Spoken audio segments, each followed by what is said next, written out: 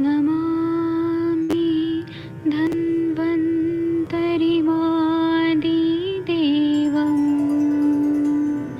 सुरासुरैर्वन्दितपादपद्मम् लोके जरामृत्युनाशम्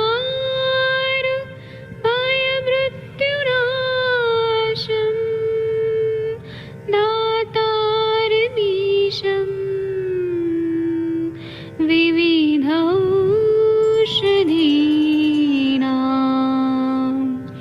शङ्खं चक्रं जलौकां दधतं मृतघटं चारुतोर्भिश्चतुर्भिः सूक्ष्मस्वच्छादिरुद्यं शुकपरिविलसन्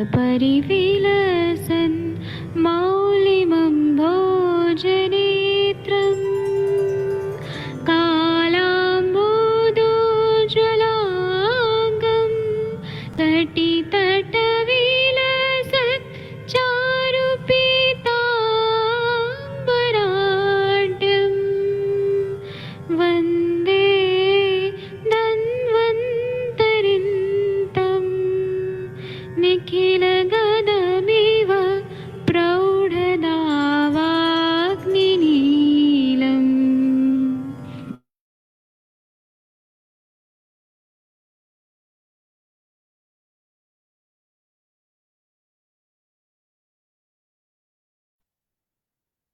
प्रणाम सभी लोगों को। मैं वैद्य अरविंद पाठक आप सभी लोगों का स्वागत करता हूं। आइए आज हम लोग माधव निदान में कुष्ठ रोग पढ़ने वाले हैं। कुष्ठ रोग का निदान हम लोगों ने पढ़ा है कि विरुद्धन्न आदि का सेवन किया, बड़े लोगों का अपमान किया, ऐसे बहुत सारे कारण हैं जिसके वजह से कुष्ठ व्याधि होती है। और त्वचा रक्त मांस लसिका में स्थान संशय होता है। पहले संचय होता है, प्रकोप होता है, प्रसर होता है, स्थान संशय, फिर व्यक्ति और भेद। तो जब स्थान संशय हो गया है, तो व्यक्ति के पहले जो पूर्व रूपावस्था होता है वो अवस्था हमें जानना चाहिए। अभी व्यक्त नहीं हुआ है लेकिन व्यक्त होने वाला है। उसके पहले पूर्व रूप अवस्था क्या होती है वो देखते हैं। 8वां नंबर का श्लोक देखिए। इसमें बोल रहे हैं कि कुष्ठ होने वाला है तो त्वचा में क्या चेंजेस आते हैं। बोल रहे हैं अतिश्लक्ष्ण खर स्पर्श स्वेदा अस्वेद विवर्णता दाह कंडुस्त्वचि स्वापः तोदः कोष्ठोन्नति श्रमः व्रणानाम अधिकम शूलम शीघ्रोत्पत्तिश्चिरस्थितिः रूढ़ानमपि रुक्षत्वम निमित्ते अल्पे अतिकोपनम रोम हर्षो सृजा कार्षणम कुष्ठ लक्षणम अग्रजम। इसका मतलब यह है कि कुष्ठ रोग होने के पहले ये लक्षण प्रकट हो जाते हैं। देह बहुत चिकनी या रूखी हो जाती है, या तो बहुत ज्यादा उसमें स्निग्धता आ जाएगी या रुक्षता आ जाएगी। पसीना बहुत ज्यादा आएगा या बिल्कुल भी नहीं आएगा। देह विवर्ण हो जाएगा, मतलब शरीर का कलर चेंज हो जाएगा। जलन होगी और खुजली होगी, बर्निंग भी होगा और कंडू भी होगा। त्वचा शून्य हो जाती है, वहां पे सेंसेशन लॉस होने लगता है। देह में सुई चुभ होने की सी पीड़ा होती है। जैसे एक कीड़ा होता है बर्रा, वह काटने के समय देह में चकत्ते और शोथ हो जाता है। अनायास थकावट होती है। व्रण बहुत जल्दी हो जाता है, फिर बहुत दिनों तक भरने नहीं आता है। उसमें पीड़ा अधिक होती है, भरने पर भी रूखापन रहता है और अल्प कारण से वह भी बिगड़ जाता है, रोमांच हो जाता है, रक्त काला पड़ जाता है। टीकाकार क्या बोलते हैं। पूर्व रूपम माह अतिश्लक्षणेत्यादिना अतिश्लक्षणो मतिमसृणः खरो वृक्षः खरः कर्कशः अतिश्लक्षणो वा खरो वा स्पर्शः स्वेदा स्वेदो स्वेदवस्त्रोतो अवरोधान अवरोध कृतो स्वापः स्पर्शाज्ञानम स्पर्श अज्ञानम कोठोन्नति वरटी दंष्ट संकाशः श्रोतः कोटः तस्योन्नति शीघ्रोत्पत्तिश्चिरस्थितिश्च द्रणानामेव निमित्ते अल्पे अतिकोपनम मिति अन्यथा अपि दुष्ट शोणित्वात् वर्णानां देहगतानां अल्पे अपि हेतौ कोपः कुष्ठ लक्षणम अग्रजम मिति कुष्ठानां पूर्व रूपमित्यर्थः। होते अतीश लक्षण इत्यादि पद्य संदर्भ में कुष्ठ के पूर्व रूप कहते हैं। अतीश लक्षण अर्थात अत्यंत मुलायम, खर अर्थात रुक्ष अर्थात त्वचा अत्यंत मुलायम हो जाती है अथवा अत्यंत कर्कश हो जाती है। ये दोनों चीजें हो सकती हैं। स्वेदवायु स्रोतों के रुकने से पसीना बिल्कुल बंद हो जाता है, एवं उन स्रोतों में विकसित रहने से कुछ समय में भी स्वेद बहता रहता है। स्वाप अर्थात स्पर्श का ज्ञान न होना। कोठोन्नति अर्थात ततैया के काटने के समान उत्पन्न होने वाले शोथ व चकत्ते को कोट कहते हैं। इस प्रकार के चकत्ते उभर जाते हैं, यह व्रण ही होते हैं। यह शीघ्र उत्पन्न होकर चिरकाल तक बने रहते हैं। निमित्त अल्पे अतिकोपनम, चूंकि रक्त के दूषित हो जाने से अन्य किसी कारण से शरीर में उत्पन्न होने वाले व्रण थोड़े से कारण से भी अत्यंत बिगड़ जाते हैं। कुष्ठ लक्षणम अग्रजम, अर्थात कुष्ठ के वह पूर्व रूप होते हैं। और बताते हैं कि कुष्ठ की पूर्व रूपावस्था में त्वचा या तो अत्यंत मुलायम या चिकनी हो जाती है, अथवा अत्यंत कर्कश हो जाती है, या खुरदरी और कठोर हो जाती है। त्वचा के विकृत हो जाने से स्वेदवायु स्रोतों के मुख यदि खुले रहे तो वह स्वेद अधिक आता है, यदि बंद हो जाए तो स्वेद बिल्कुल बंद हो जाता है। त्वचा श्लक्ष्ण हो तो स्वेद अधिक आता है, स्वेद अधिक आ जाने से त्वचा अति श्लक्ष्ण रहती है। इसके विपरीत त्वचा के रुक्ष होने से रोमकूपों का मुख बंद हो जाता है, अतः स्वेद भी नहीं आता है। अथवा स्वेद बंद हो जाने से त्वचा भी कर्कश हो जाती है। रक्त और लसिका में विकृति आने से त्वचा एवं शरीर के प्राकृतिक वर्ण में विकृति आ जाती है। शरीर में दाग होता है, खुजली हो जाती है, त्वचा स्पर्श ज्ञान से शून्य हो जाती है, अर्थात दूसरे व्यक्ति द्वारा शरीर के किसी अंग को छूने से स्पर्श का अनुभव नहीं होता है। त्वचा में तोद होता है, अर्थात सुई सी चुभती है, चट्टे उभर जाते हैं, भ्रम होता है। यदि व्रण हो जाए तो उसमें अत्यंत शूल होता है। व्रण शीघ्र उत्पन्न होकर चिरकाल तक बने रहते हैं। यदि दैववशात व्रण भर भी जाए तो व्रण स्थान में रुक्षता बनी रहती है, तथा साधारण से कारण से वहां पर फिर विकार अथवा व्रण आदि बन जाते हैं। रोगी को बिना किसी कारण से रोमहर्ष होते रहता है और शरीर का रक्त जलकर काला पड़ जाता है, ऐसा बताया है। इसके साथ में और ग्रंथों में क्या बताया वो मैं आप लोग को थोड़ा बताऊंगा। आप लोग के पास जब भी कुष्ठ व्याधि होने वाले पेशेंट आते हैं तो लोग पूर्व रूपावस्था में नहीं आते हैं। अगर आ गए तो बहुत ही अच्छा है, आप लोग पूर्व रूपावस्था में देख के ही चिकित्सा करें। तो बादल होने वाला है, मतलब बारिश होने वाला है, उसके पहले ही बादल छा जाते हैं। तो वैसे ही शरीर में पूर्व रूप जिस वैद्य ने पहचान लिया, और इसके लिए बहुत अनुभव लगते हैं। जो लोग पेशेंट कंटिन्यू देखते हैं, उन लोगों का एक्सपीरियंस बहुत अच्छा रहता है। तो वो लोग पहचान जाते हैं कि अब कब कुष्ठ होने वाला है, और स्थान संचय हो रहा है, प्रकोप कब हो रहा है, प्रसार कब हो रहा है, सारे दोषों का। तो उस टाइम पे ही चिकित्सा कर दिया जाता है, तो बहुत अच्छा फायदा होता है। एक एग्जाम्पल मैं आप लोग को बताता हूँ पूर्व रूपावस्था का। एक बार क्या हुआ कि मैं अपने क्लासरूम में था, तो एक सर थे, यहाँ पे डॉक्टर आशुतोष पाटनकर सर। वो मतलब संहिता पढ़ा रहे थे और पदार्थ विज्ञान पढ़ा रहे थे। तो मेरे क्लास में फर्स्ट ईयर बीएमएस की बात है, और हमारे टाइम पे लोग ना बहुत दुखी होके आते थे बीएमएस में कि मतलब एमबीबीएस में एडमिशन नहीं हुआ तो हम लोग बीएमएस करेंगे। तो इस तरह से मेरे क्लास में एक बच्चा था, पढ़ने में बहुत होशियार था, लेकिन जब वो आया यहाँ पे बीएमएस में, तो यहाँ पे वात पित्त कफ, अब ट्वेल्थ पास करके कोई बच्चा आएगा और यहाँ पे वात पित्त कफ, रामः रामो रामः, ऐसे लग रहा था कि कुछ पुराने जमाने में कुछ तो आर्ट साइंस का कुछ कॉलेज है। और पदार्थ विज्ञान तो समझ ही नहीं आता था, पिलू पाक पिठर पाक, फिर प्रमाण, फिर पंच महाभूत। तो ऐसा लगा कि मेडिकल साइंस में ये सब क्यों दिया हुआ है। तो वो बहुत डिप्रेशन में था। तो वो लास्ट बेंच पे बैठा था और उसने सोचा था कि 2-3 दिन बाद मेरे पापा के पास बहुत पैसा है, तो मैं प्राइवेट कॉलेज में, एमबीबीएस कॉलेज में एडमिशन ले लूंगा।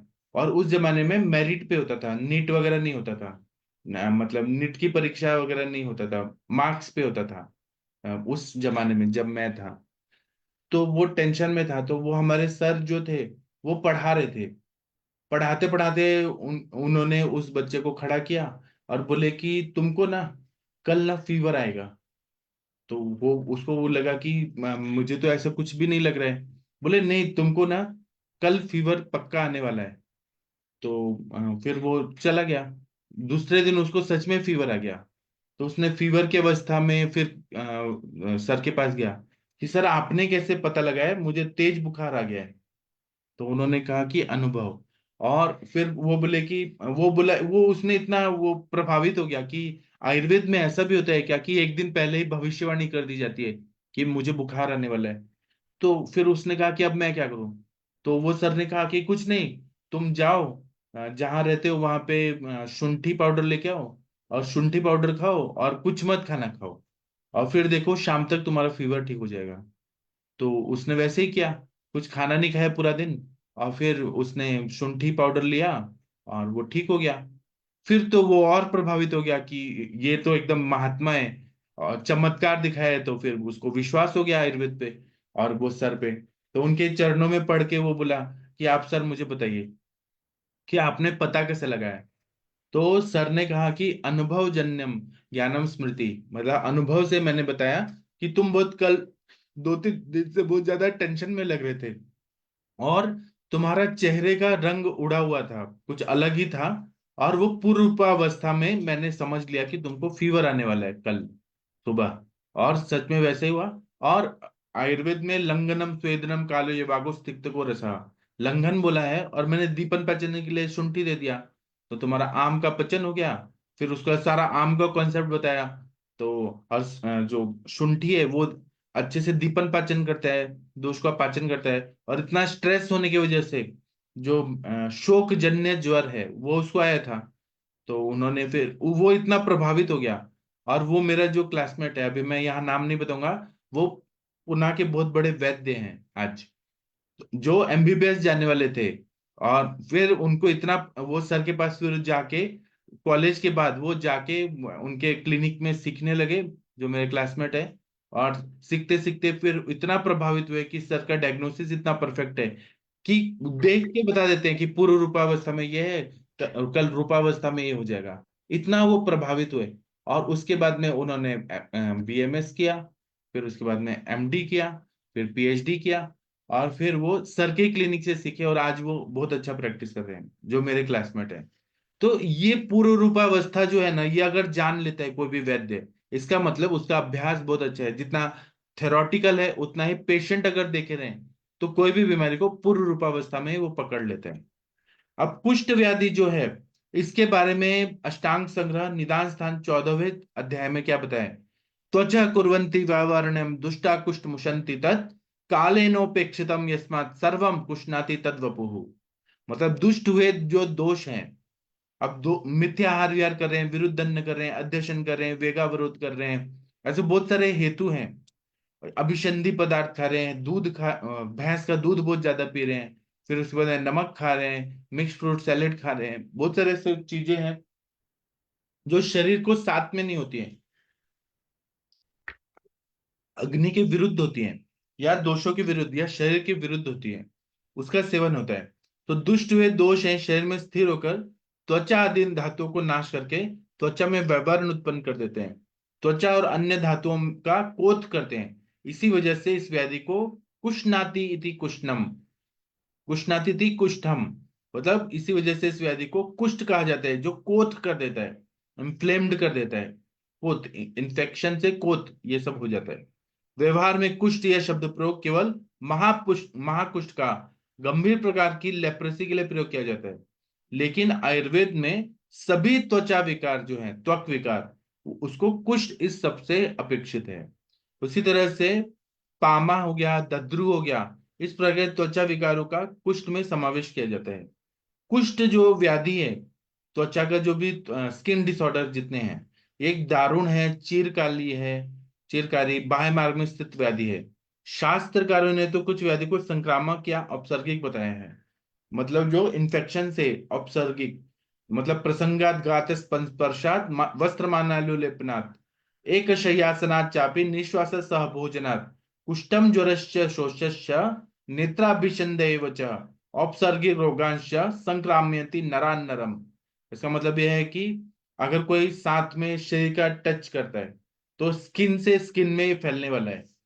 एक दूसरे के कपड़े पहनने वाला, बिना धोए हुए, माला पहनने वाला, लेप लगाने वाला, एक का हाथ से लेप लगाया खुद के बॉडी को और उसी हाथ से दूसरे को लगाया, एक शय्यासन मतलब एक साथ सो गया, या एक साथ बैठा है चिपक चिपक के, या निश्वास, सांस में सांस, ऐसे मतलब हस्बैंड वाइफ को हो रहा है, मेल पार्टनर से फीमेल पार्टनर को हो रहा है, या सह भोजना साथ में खाने से। इन सब से क्या होता है कुष्ठ व्याधि, ज्वर व्याधि, शोष, नेत्राभिषंध, कंजक्टिवाइटिस और औपसर्गिक रोग होते हैं जो संक्रमण करते हैं एक दूसरे के शरीर में। तो कुष्ठ एक संक्रामक रोग होता है, लेकिन ये कुलज व्याधि नहीं है, कुल में नहीं आता है, ऐसा आयुर्वेद में बोला है। लेकिन कुछ लोग के परिवार में पाया जाता है कि दादाजी को भी है, पिताजी को भी है, बच्चे को भी है, उनके बच्चे को भी है, उनके बच्चे को भी है। तो उनका खाने पीने का जो पैटर्न है वह एक टाइप का होता है, तो इसलिए लोगों को लगता है कि आनुवांशिक है कुष्ठ, जबकि ऐसा नहीं होता है। खान पान बदल दिया, दिनचर्या अच्छा कर दिया, और खाने में कुछ चीजें सेम जा रही है। अब जैसे कि बहुत सारे मारवाड़ी कम्युनिटी में लोग दूध और नमक साथ में लेते हैं, या वो हरिहर सर को आप देखिए, उनके सौराष्ट्र में लोग नमक वाला रोटला बनाते हैं, बाजरे का रोटला, बड़ा बड़ा रोटी का रोटला वो बनाते हैं, और फिर चाय या कॉफी के साथ लेते हैं। या फिर आजकल ट्रेंड हो गया है कि चाय पराठा साथ में लेना है, पराठा में नमक होता है, चाय पराठा। या फिर लोग पूरी भाजी खा रहे हैं या छोले भटूरे खा रहे हैं और चाय पी रहे हैं। ये सब क्या कारण होता है? विरुद्ध चीजों से कुष्ठ होता है। तो एक को हुआ, दादाजी को हुआ, बेटे को हुआ, उस उनके बच्चे को हुआ, सबको हुआ, तो लगता है कि अनुवांशिक है। ऐसा नहीं होता। खाने पीने का पैटर्न अगर एक जैसा है तो इसलिए होता है। उसी तरह से कुष्ठ के दो भेद भेद बताए हैं, महाकुष्ठ और क्षुद्र कुष्ठ। महाकुष्ठ 7 टाइप के हैं और क्षुद्र कुष्ठ 11 टाइप के हैं। चरकाचार्य ने एक दोष, द्विदोषज और सानिपातिक ऐसे भी प्रकार किए गए हैं। उसी तरह से सुश्रुत निदान स्थान 5वां चैप्टर में 7वां नंबर का श्लोक है। उसमें क्या बोला है कि तेषाम महत्वम क्रिया तत्व मुत्तोत्तरम धातुवनु प्रवेशात असाध्यत्वम चेति। मतलब लक्षणों का आधिक्य है, उसमें पीड़ा करत्व है, चिकित्सा में आने वाले कष्ट हैं, उत्तरोत्तर धातु प्रवेश और असाध्यत्व, इनको ध्यान में रखकर कुष्ठ का महाकुष्ठत्व जानना चाहिए। मतलब नॉर्मल कुष्ठ है वो महाकुष्ठ में कैसे कन्वर्ट हो जाता है, कि अगर लक्षण बहुत ज्यादा है, उसमें पीड़ा करत्व बहुत ज्यादा है, पीड़ा बहुत ज्यादा हो रही है, चिकित्सा इजीली ठीक नहीं कर पा रही है, चिकित्सा में आने वाले कष्ट हो रहे हैं, और उत्तरोत्तर धातु प्रवेश, मतलब रस से रक्त, रक्त से मांस, मांस से मेद, मेद से ज्यादातर तो त्वचा रक्त मांस लसिका में ही होता है, लेकिन मांस से, मांस धातु से मेद धातु में भी जा रहा है, मज्जा धातु में भी जा रहा है। उसी तरह से ये शुक्र में भी जा रहा है। तो ऐसे में क्या होता है, फॉर एग्जाम्पल हम लोगों ने देखा है कि सोरियाटिक अर्थराइटिस, सोरियासिस भी है और अर्थराइटिस भी है, मतलब कुष्ठ रोग है वो अस्थि संधियों में चला गया, सोरियाटिक अर्थराइटिस। ऐसे जो रहते हैं ये सब क्या रहते हैं, महाकुष्ठ, बहुत बड़े बड़े महाकुष्ठ में कन्वर्ट हो जाते हैं। इसके विपरीत लक्षण होने पर क्षुद्र कुष्ठ कहा जाता है।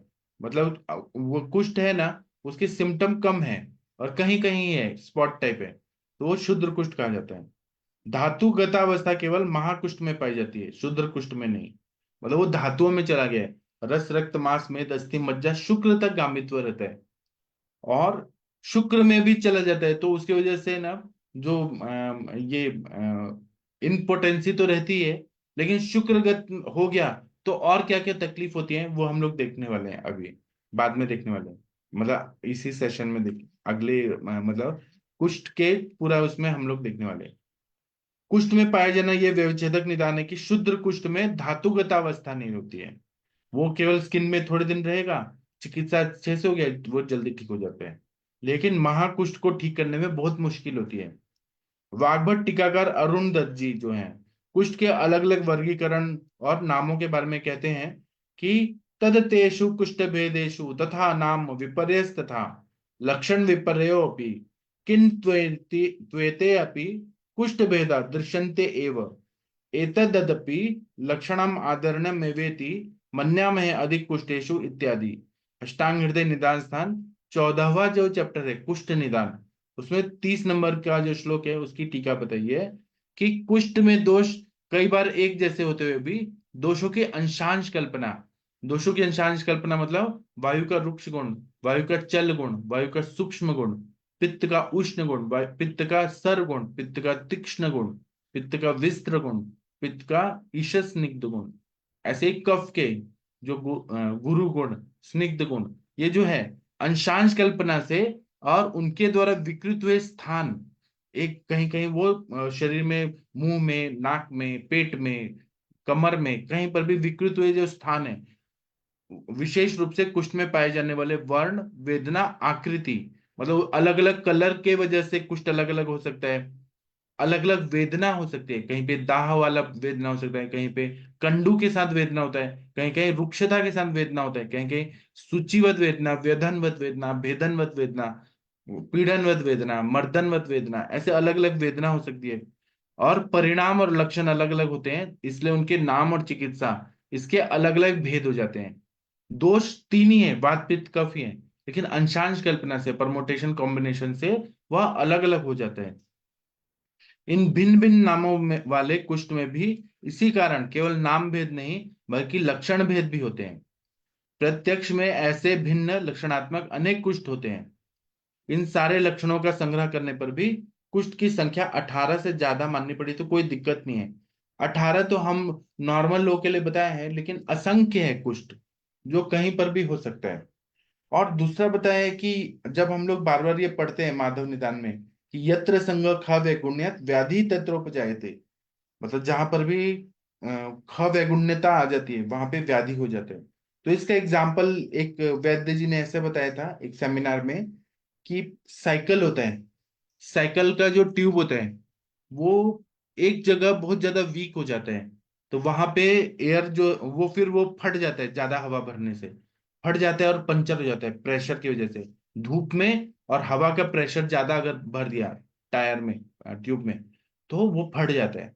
तो वैसे ही जो साइकिल का ट्यूब एक भाग में वीक है वहां हो, ऐसे ही शरीर में ख वैगुण्यता, मतलब एक ऐसा साइट रहता है जो वीक रहता है, वहां पे प्रतिकार शक्ति कम रहती है, वहां की रक्त वाहिनियां कमजोर रहती हैं, वहां का मांस, त्वचा, लसिका ये सब वीक रहता है, वहां पे स्थान संशय होता है। और यही कॉन्सेप्ट अगर आप देखें तो आर्टेरियोस्क्लेरोसिस होता है, plaque formation, coronary artery blockages, ये जो होता है वहां पे स्थान संशय क्यों हो रहा है? क्योंकि वहां पे वो रक्त वाहिनी वहां पे कमजोर है, वहां पे कहीं ना कहीं मार्गावरोध हो रहा है, और मार्गावरोध हो रहा है इसलिए सब चीजें जाके जमा हो जा रही है, ब्लॉकेजेस कर रहा है। तो ये हो गया ख वैगुण्यता का। अब आगे देखेंगे तो महाकुष्ठ चरक में कापाल कुष्ठ, औदुंबर कुष्ठ, मंडल कुष्ठ, ऋष्यजीव, पुंडरिक, सिद्ध और कांकड़क, ऐसे महाकुष्ठ के 7 टाइप बताए। सुश्रुत में कपाल, उदुम्बर, ऋषिजीव, पुंडरीक, कांकड़क, अरुण और दद्रु कुष्ठ बताए। वाग्भट में कापाल, औदुम्बर, मंडल, ऋषाख्य, पुंडरीक, कांकड़क, दद्रु। माधव निदान में चरक जैसे ही बताया, सेम टू सेम चरक वाला, कापाल कुष्ठ, औदुम्बर कुष्ठ, मंडल कुष्ठ, ऋषिजीव, पुंडरीक, सिद्ध और कांकड़क, ये महाकुष्ठ 7 टाइप के होते हैं। और शूद्र कुष्ठ जो है वो 11 टाइप के। चरक में क्या बताएं? एक कुष्ठ, चर्म कुष्ठ, किटिभ, वैपाधिक, अलसक, दद्रु, चर्मदल, पामा, कच्छू, विस्फोट, शतारु, विचर्चिका, ऐसा चरक संहिता में बताया। सुश्रुत संहिता में क्या बताया? एक कुष्ठ, किटिभ, चर्मदल, पामा, विचर्चिका, विसर्प, परिसर्प, सिद्म, रकसा, स्थूल और अरुष्कक। और वाग्भट में क्या बताया?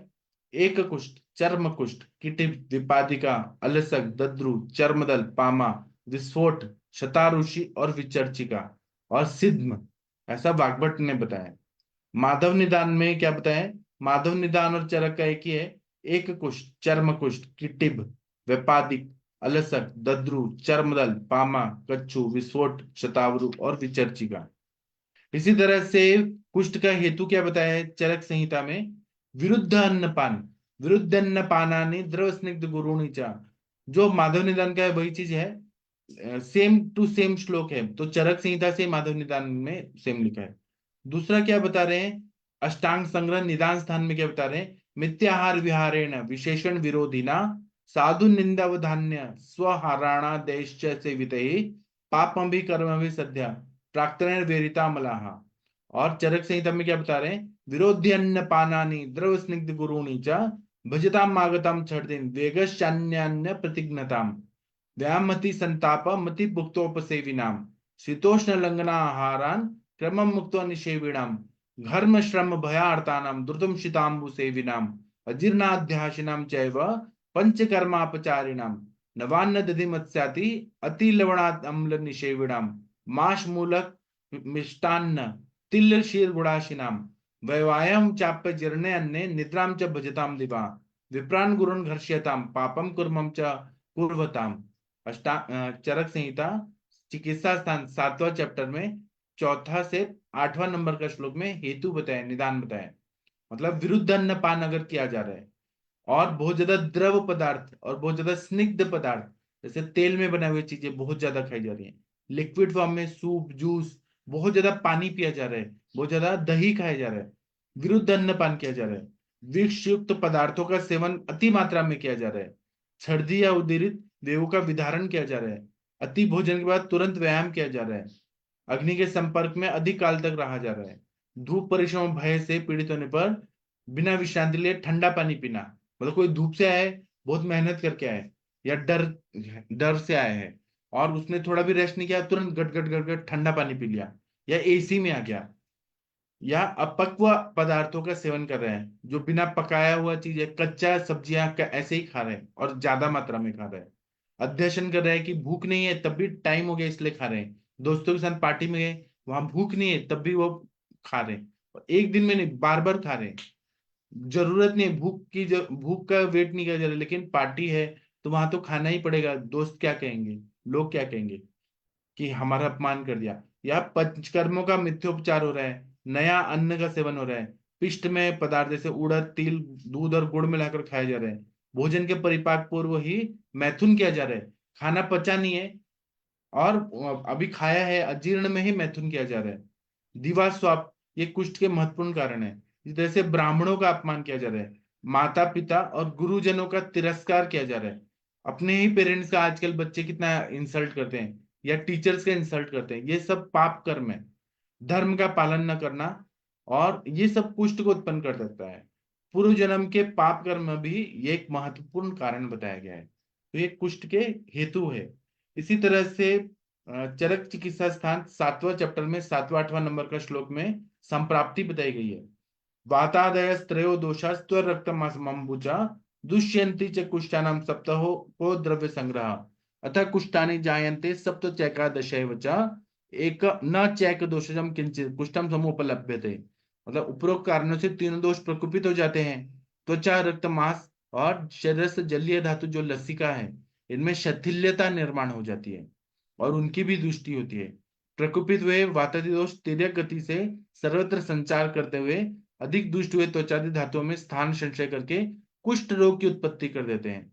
वात से पित्त से कफ से ये त्रिदोष हो गया, और त्वचा रक्त लसिका रक्त और मांस इन दो दोषों को जोड़कर 7 जो द्रव्य हैं कुष्ठ के उत्पादक कारण कहे जाते हैं। विसर्प में भी इसी प्रकार का द्रव्य सप्तक वर्णित है, और क्या बता रहे हैं कि रक्तम लसिका तुंग मासम दुष्यम दोष्य त्रयो मलाहा विसर्पाणाम समुत्पन्नो विज्ञा सप्त धातवा। विसर्प और कुष्ठ एक जैसे ही है, लेकिन यहाँ पे रक्त धातु ज्यादा दूषित होता है और पित्त दोष ज्यादा दूषित होता है और विसर्पणशील होता है, जैसे सांप इधर उधर ऐसे सरक के चल रहा है, इसलिए उसको विसर्प बोला जाता है। दोनों में दोष दुष्य अधिष्ठान लक्षणों में काफी साधम्य होने से दोनों में व्यवच्छेद करना होगा। कुष्ठ या चीरकारी और स्थिर होता है, इनके विपरीत विसर्प आशुकारी और विसर्पणशील होता है। कुष्ठ के कारणों में पाप कर्म यह महत्वपूर्ण कारण बताया गया है जो विसर्प में नहीं मिलता। विसर्प यह वातादि अन्य एक एक दोषों से हो सकता है, किंतु कुष्ठ हमेशा सान्निपातिक होता है। दूसरा क्या है कि त्रिदोष प्रकोप होते हैं, कफ दोष का प्राधान्य रहता है, शरीर में सर्वत्र संचार होता है, त्वचा रक्तमांस और शरीर से जलीय धातु में शैथिल उनकी दृष्टि होती है, क्लेदोत्पत्ति होती है, त्वचा आदि में कोत होता है और कुष्ठ होता है। ठीक है, तो इस तरह से कुष्ठ व्याधि होती है। आगे कल के सेशन में हम लोग और इसके बारे में डिटेल में पढ़ने वाले हैं, सप्त महाकुष्ठ क्या होते हैं। ठीक है, तो अभी आप लोग थोड़ा देर ब्रेक ले लीजिए, तैयार व्यार हो जाइए, फिर हम लोग 7 बजे फिर मिलते हैं। 7 बजे हम लोग अष्टांग हृदय का बच्चों का जो बालोपचारणीय अध्याय है वो पढ़ने वाले हैं। तो थैंक यू, प्रणाम सभी लोग को।